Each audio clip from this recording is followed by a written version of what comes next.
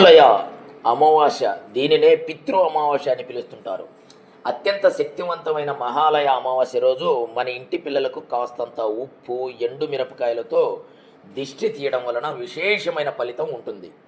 ప్రతిసారి కాకుండా ఈ మహాలయ అమావాస్య రోజున ఉప్పు, ఎండు మిరపకాయలతో పాటు నల్ల నువ్వులు కూడా తీసుకొని పిల్లలకు దిష్టి తీసి ఎవరు తొక్కకుండా దూరంగా పడేయండి.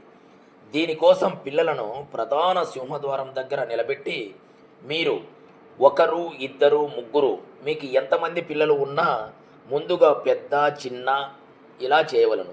దీనిని ఆదివారం సూర్యాస్తమయం అయిన తర్వాత చేయాలి. ఇలా చేయడం వల్ల పిల్లలకు ఉన్నటువంటి అపమృత్యు దోషాలు, ఎటువంటి పితృదోషాలు తొలగిపోతాయి. ముఖ్యంగా పితృదేవతల యొక్క ఆశీస్సులు మనపై ఉంటే మనకు భవిష్యత్తులో జరగబోవు ఎలాంటి ప్రమాదాలు జరగకుండా పితృదేవతలు కాపాడుతారు. కాబట్టి ఈ రోజున దిష్టి తీయడం వలన విశేషం ఫలితం ఉంటుంది. మీకు ఈ వీడియో నచ్చినట్లయితే షేర్